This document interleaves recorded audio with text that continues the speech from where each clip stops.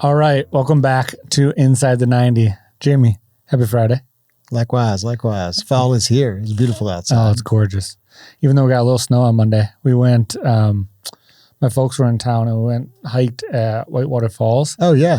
And we had snow. Oh, wow. Right. Yeah, it was gorgeous. It was a really cool experience. It was like, we were like in the middle of the trees and there's just a little dusting coming down. So yeah, I was in Vancouver where it was warmer there than here in South Carolina on Sunday and Monday. Was it really? Yeah, so we were up there just kicking around Vancouver. Y'all were down here snowing here. It was cold. It got cold too. Yeah. We took the boat to get winterized and it was a huge line. Everybody was trying to get it in. It was last Friday, right before the freeze. Yeah. So, yeah. Well, good. Well, I'm excited about this topic, especially talking with you. You sat in both seats, which is unique. So we're going to talk about visionary and integrator. Yeah. And the relationship, where it came from. Let's just dig in a little bit. So maybe just kick off a little bit about your journey of like your experience as an integrator and now transitioning more into the visionary. Yeah, it goes back to my introduction to EOS was when I had been entrepreneurial, had owned a business for over a decade, had gone corporate for a decade. So I'd been out in the world for quite a while, and went and met with a friend of mine, Adam Andrew, whose name comes up all the time because he's a good friend, part of the local tribe here. And he had asked me what I was going to do because I was going to start my own thing again. And then he heard me out, and then he was like, "Don't do that." And he said, "I'm doing this EOS thing." Yeah. And he said, "I'm an accountant that owns an ad agency. I've been doing this 20 years. I'm exhausted. I think you'd be the right person with your experience to come in and help me, bring some energy back to this business, but sitting in the integrator seat." And I think one important thing there that, I think Adam, we knew each other. He knew my background and experience. So, he didn't hire me because I'm a natural integrator. He hired me because I understood the business. Absolutely. And what he wanted was someone who could come in and really bring energy and lead the team. And so my introduction to EOS was get a grip and just reading through the book over that weekend before I, joined him and came on as his integrator. And I didn't even know what it meant. I read the book. Yeah. But like I showed up to be the integrator and had not been in any sessions or anything. Right. Absolutely.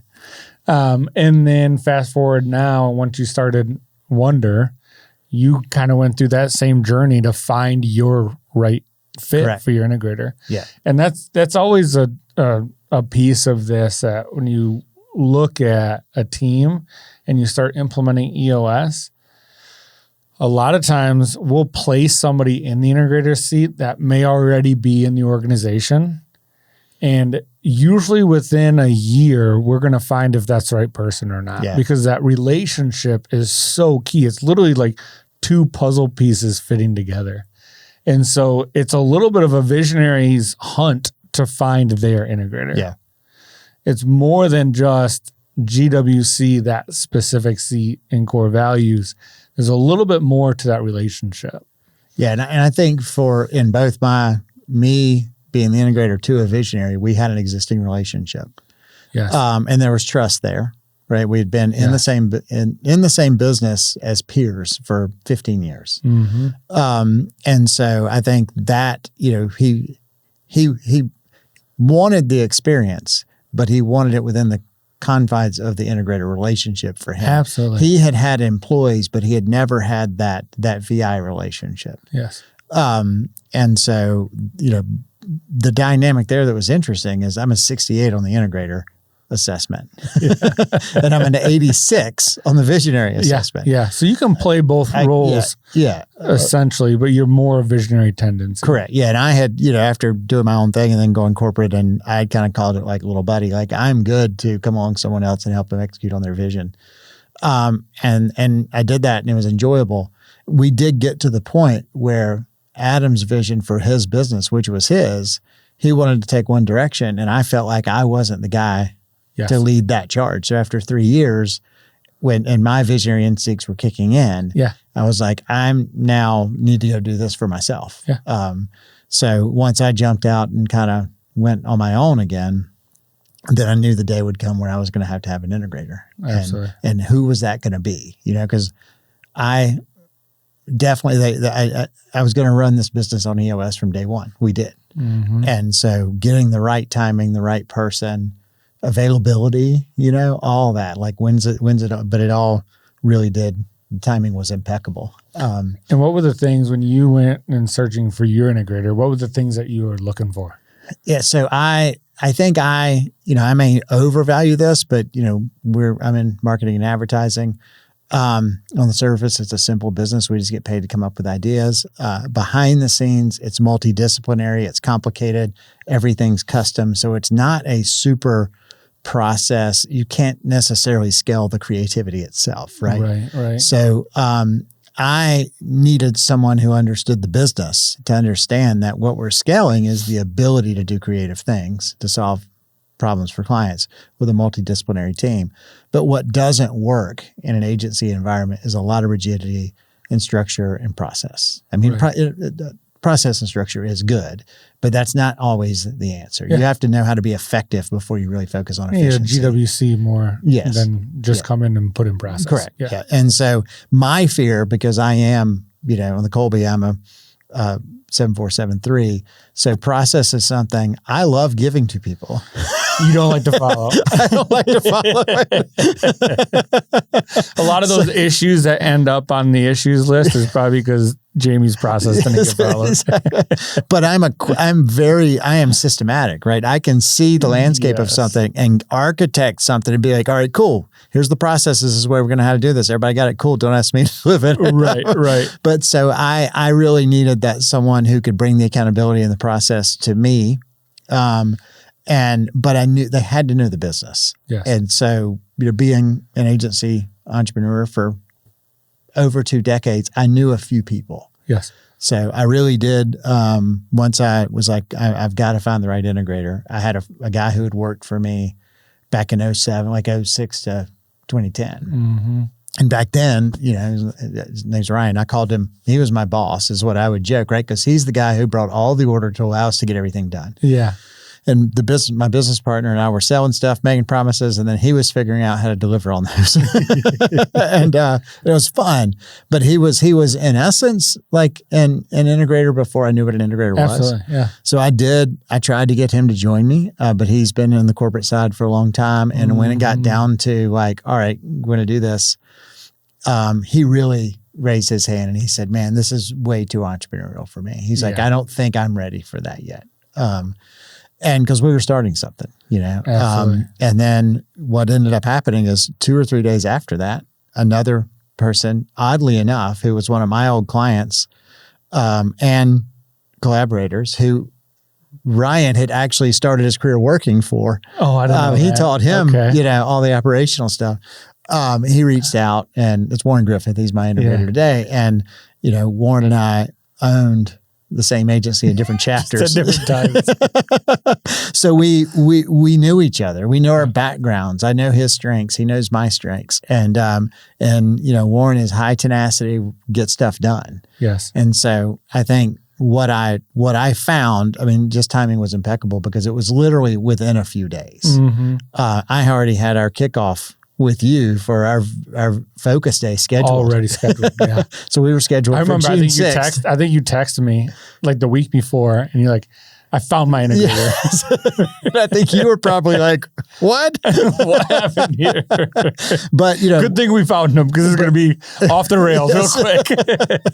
But what ended up happening with how it all came together is have been an integrator and I'm more visionary. I'm now in the right seat. Yeah. Warren is more integrator, but he had owned an agency for 10 years by himself, the sole partner, and he got exhausted, right? The energy it takes to lead from the front, to go close and sell and do all that stuff actually ground him down. And he sold the agency about 18 months before he reached out to me and joined us at Wonder.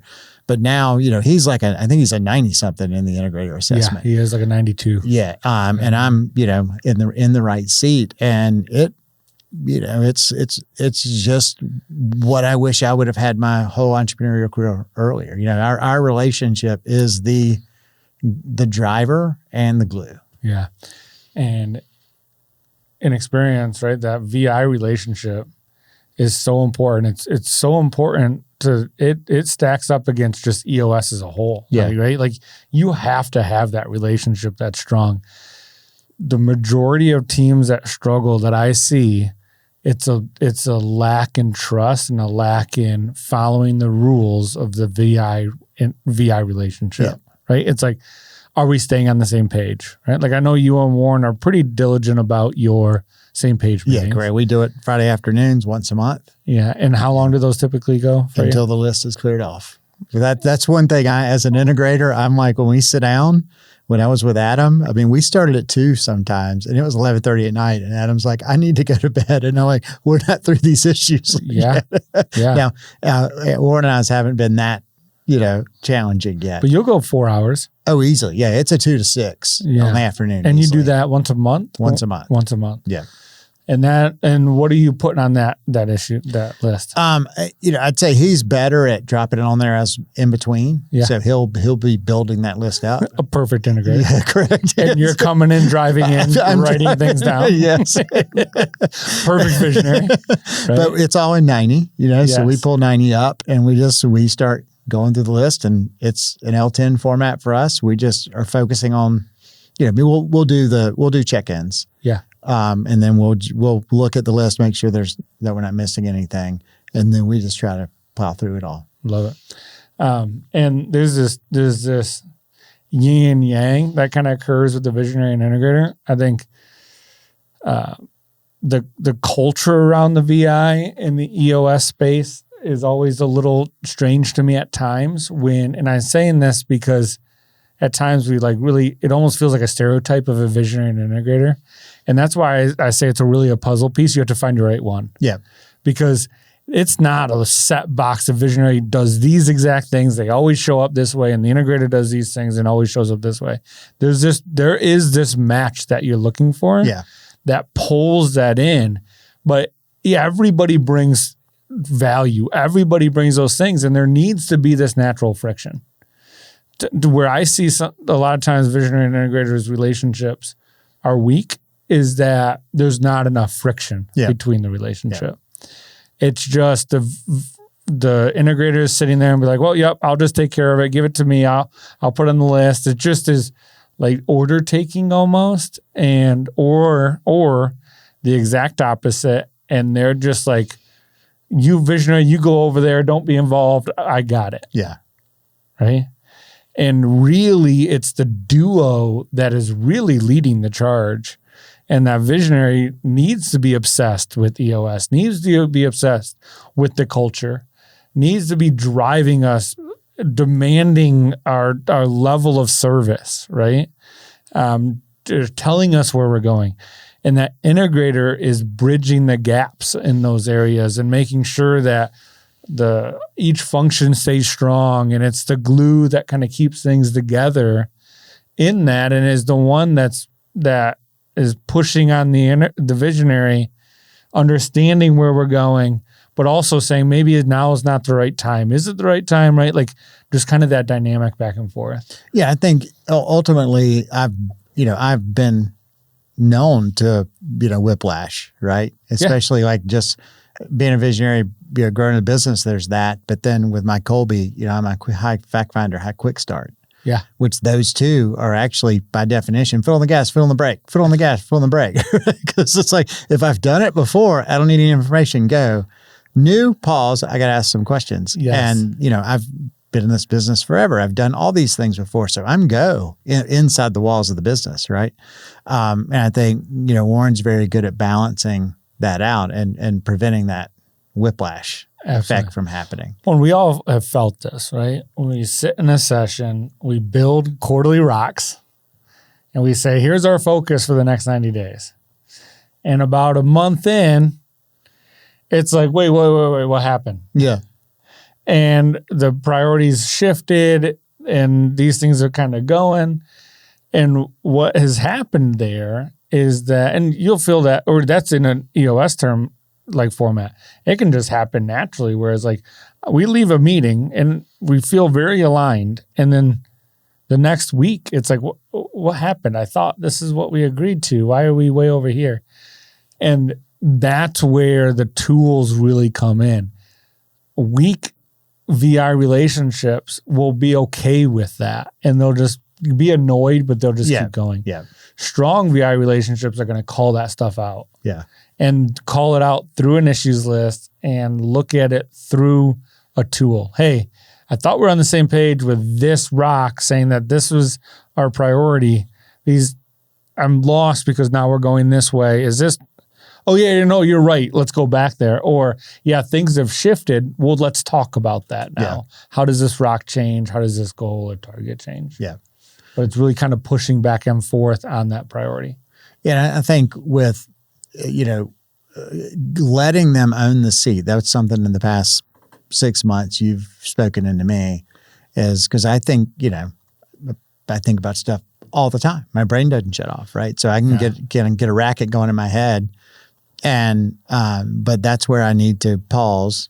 Either put it on an issue list or sidebar with Warren, but let most of those things are his problems to solve. Yes. Right. And even though I may tell him that I found the problem and here's the solution before he ever knew one existed, right? It's like I can't do that. I have to enable him and support him and actually let the team see that he has, that they build the credibility of him in his role. Absolutely. Because what that ultimately does is that frees me up. Yes. It's I as much as I am the linchpin in a lot of the stuff that we do, and I'm trying to let go of some of that, I desire not to. I'm the opposite of a control freak, I think. Like the second there's a GWC that I can give it to, here. But when we don't have that, then basically I can just get manic and wrapped up in everything, but I need to give a lot of that to him to let him figure out how to solve. Yes, absolutely. And really, I see it in two spots. Like use the tools to where that L10 and that quarterly, like their short-term issues list and long-term issues list for the leadership team, that's all about the business, performance, execution, all of that. And then the same page is a lot about year two relationship. Correct.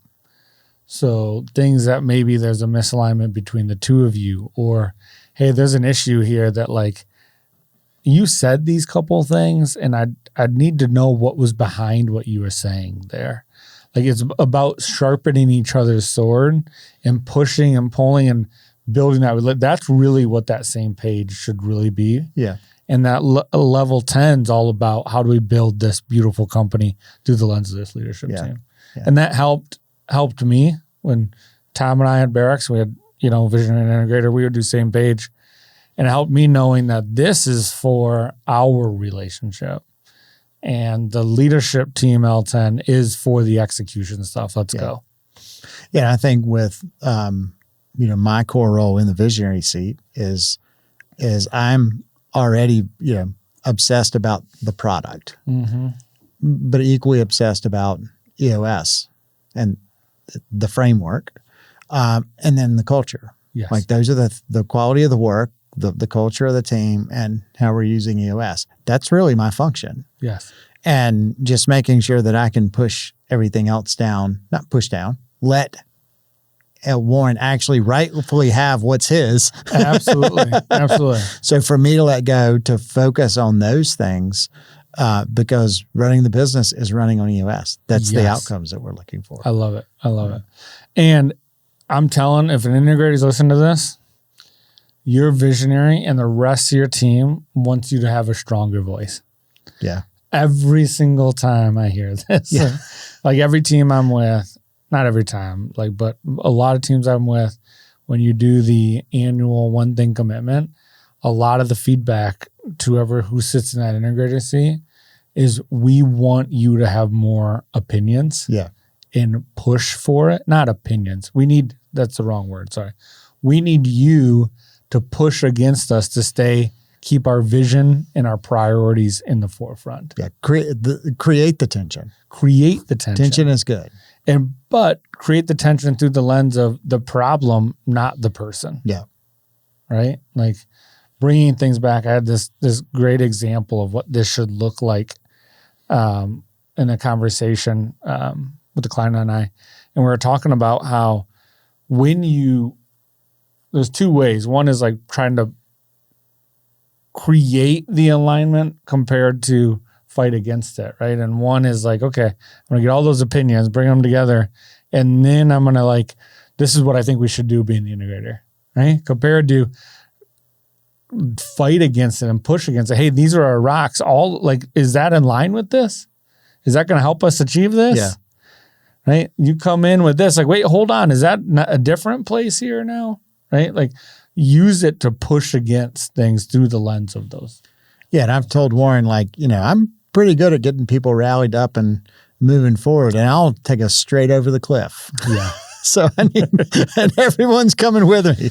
So I need someone there, like, pulling the reins back and saying like, hey, this is actually what you need to be focused on. Yeah. And I would say I'm probably a pretty complex mess of visionary and creative and spaz and all that. Right. Yes. So I think it takes a special person for my integrator to be like, all right, well, Jamie's got some strengths there, but there's a bunch of stuff that, he's got to hold me accountable for. Yes. And a lot of visionary and integrator relationships that I see, the integrator is a strong financial acumen. Yes. The visionary may not as much. Sometimes that financial acumen lives in the visionary, and then the integrator doesn't need it as much, but typically it sits in the integrator seat. Yeah.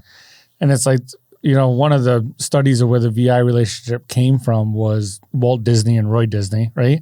Walt Disney was the dreamer. He was the one that had all the vision, but Roy, his brother, was the one that really brought it to life. Yeah. And he was the financial guy, right? It was like, this is how it's going to go. And there's a cool story around that. So Walt never saw Disney World in Orlando. It was a vision, and they actually had the grand opening of it, and Walt had already passed. And so Roy is sitting there talking, and somebody in a context said, it's too bad that Walt wasn't here to see this. And he goes, well, if it's here today, it means that Walt saw it. Yeah. Right? Yes. And it's like, that's just that's that relationship, and that's how that works. But it's usually that integrator has a strong financial acumen. So with that, one of the questions I hear a lot or read other people asking is, where do I find my integrator? How does a visionary go about finding their integrator, and when do they find an integrator? Yeah. So I think there's a couple of components that I would recommend doing before you just start searching is making sure that you're strong on your accountability chart. Like, what are those roles? What is that relationship going to look like? There's some search firms out there, like when you're ready to take that step, there's some search firms out there that can help you. Yep. Vision Spark, Talent Harbor, Hire Better are three that I know in the ecosystem that understand EOS. There's enough EOS out there that you may find an integrator that has EOS background. I think it's a positive. I don't think it's a necessity. Find the right fit for you, and we can teach them the tools. Correct. Does that make sense? Yeah. So it's a nice to have. It's not a necessity. Yeah, I think that's, in my experience, you want to understand the role. Can the person do the role? Yes. And then EOS is, depending on where you are in your rollout, that's the process. Yeah. You want them to commit to it. Correct. Yes. And you want their commitment, but they don't need to have necessarily full experience in EOS. And then I also think they have to align on the expectations and of what the relationship with the visionary integrator is. Right? I think that's absolutely huge. Like, it really needs to be an open conversation around, like, we're going to do this thing together. Yeah. It's a together, and we're going to push, and we're going to pull, and we're going to build, and and we're going to hug, and we're going to fight, and we're going to, all of that. It becomes that type of a relationship. But those are the things that I would start to look at. There is a nice job description on Rocket Fuel University that you can pull out. Okay. That has one.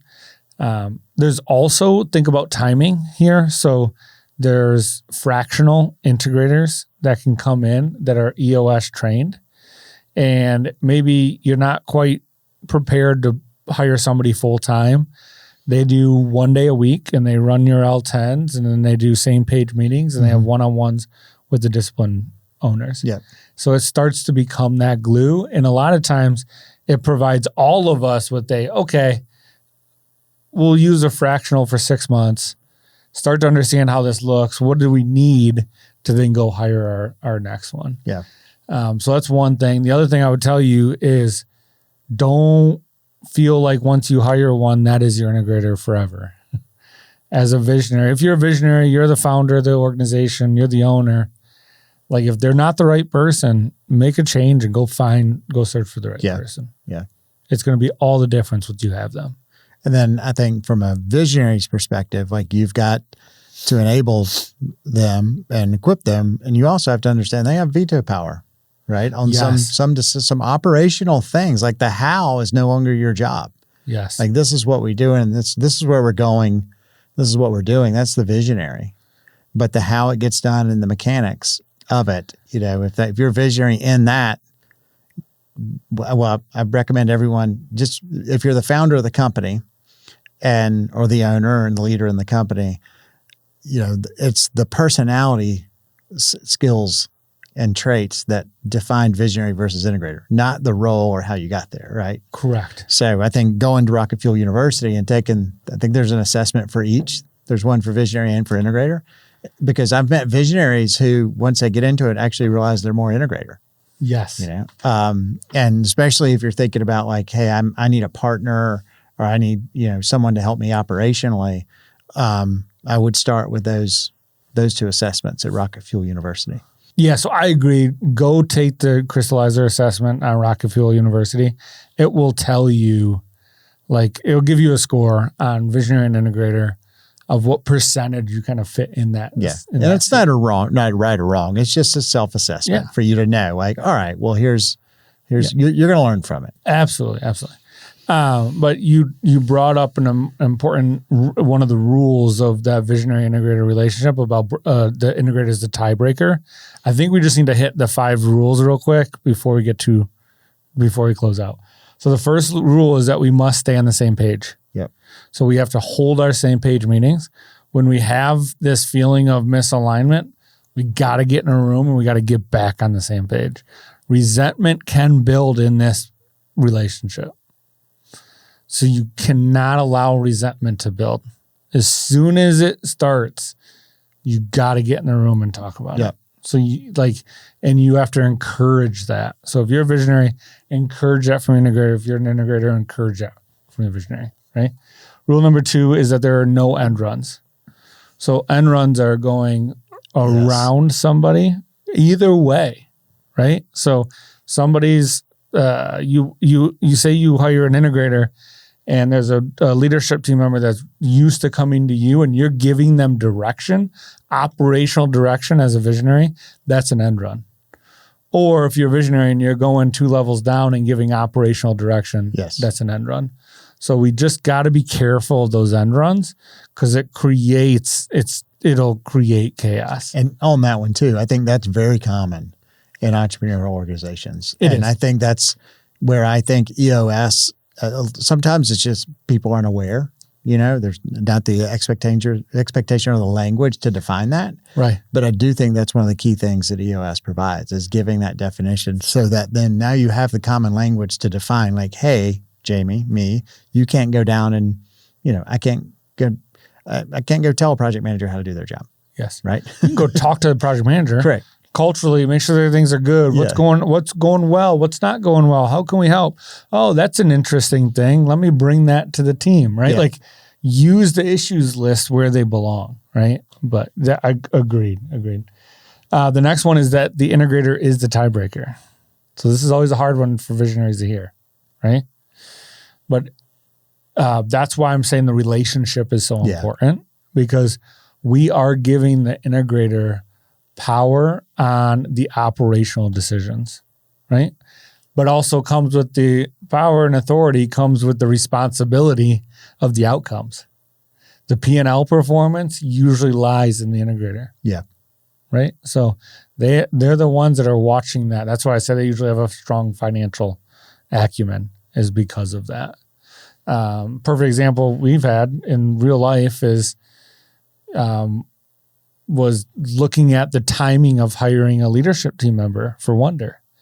And you wanted to make this decision and tell the team what was going to be had, right? Yeah. And we had a conversation. It's like, that's not your decision. Yeah.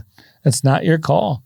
That's the integrator's call on that timing and when and some of that, right? Yeah, and that was a good one for me because I backed up and then said like, hey, here's my thoughts. I want to park them with you. You think about it and get back to me and tell me what you're thinking. Yeah. So. Exactly right. Doesn't mean it's like just go and do whatever you want. Correct. And it's still in the confines that you still need to work together, right? But ultimately that's that one. Next one is that you're an employee when you're working in the business. So this is for multiple ownerships or just even an owner in general, that if you're an owner, it doesn't give you power operationally Correct. anywhere. No. The leadership team and the accountability chart and the leadership team brings the clarity of that. So if there's a seat that you're sitting in, like you're an employee when you sit in that seat.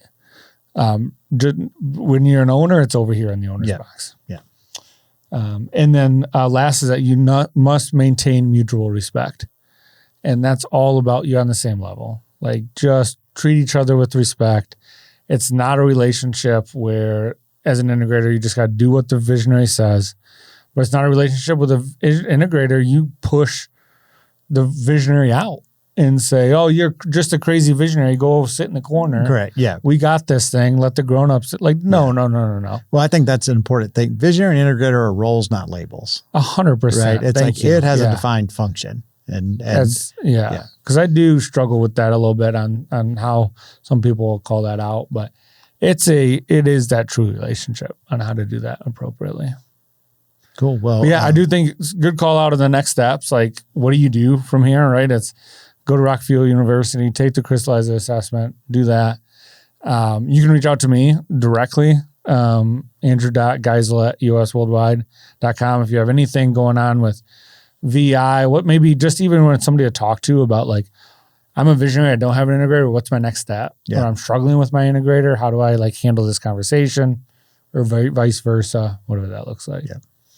Very good. Well, and if you are looking for visionaries, if you are looking for an integrator, it's an easy title to find, right? Because people use the term.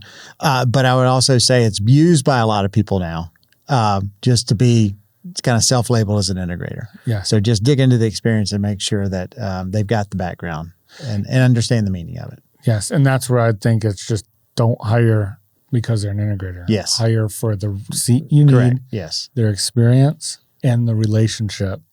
It's a bonus if they know the EOS world.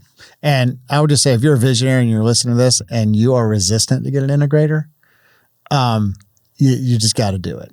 Yeah. I think that it is the most freedom that I've ever gained as an owner of a business is just being able to know that someone's got that covered, because there is plenty of stuff for me to still worry about.